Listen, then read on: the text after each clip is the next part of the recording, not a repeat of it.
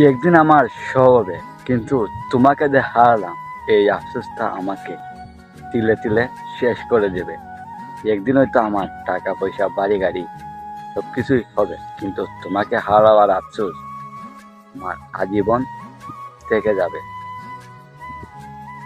কারণ শখের বয়সে টাকাটা অভাব ছিল, আর যখন শখ পূরণের টাকা হইল, ঠিক তখন শখের মানুষগুলার অভাব। এই শখের জিনিস আর শখের মানুষ অভাবটা আপনাকে বেঁচে থাকতেও মৃত্যুর স্বাদ গ্রহণ করাবে। আপনি বেঁচে থেকেও মৃত্যুর মতন যন্ত্রণা ভোগ করবেন।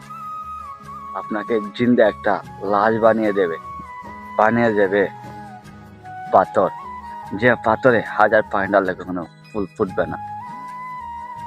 কারণ শখের জিনিস হারালে সেটা দুঃখ কেউ সহজে ভুলতে পারে না।